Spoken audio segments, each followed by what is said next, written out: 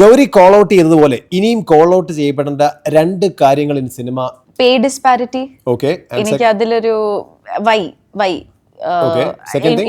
If not equal കുറച്ചുകൂടെ ഒരു ഇത്രയും ഡിഫറൻസ് വേണ്ടെന്ന് ഞാൻ ഫീൽ ചെയ്യാറുണ്ട്. ബിക്കോസ് സംവെയർ ഈ ഒരു മാർക്കറ്റ് വാല്യൂ എന്നൊക്കെ പറയുന്നത് സംവെയർ ഹീറോസിനാണ് കൂടുതൽ, like how many people you bring in to the theatre.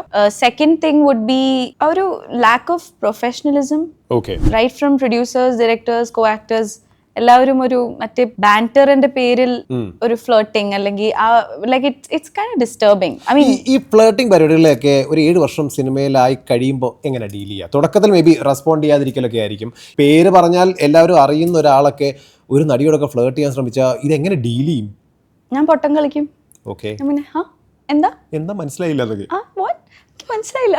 എന്നിട്ട് അവരിത് മനസ്സിലാവാത്ത പോലെ പൊട്ടൻ എത്ര നേരം കളിക്കും? അവര് ഒരു പരിധി ഉണ്ടല്ലോ, കുറച്ച് കഴിഞ്ഞാൽ അവർക്ക് ബോറടിക്കും. ഈ മണ്ടിയെ പറയുന്ന സമയം കൊണ്ട് നമുക്ക് വേറെ എന്തെങ്കിലും ചെയ്യാം. ഇവക്ക് ഫ്ലേർട്ട് ചെയ്യാനുള്ള ബുദ്ധി പോലും ഇല്ലാന്ന് തോന്നുന്നു. പക്ഷെ ചിലവർ എന്നെ കോൾ ഔട്ട് ചെയ്തിട്ടുണ്ട്.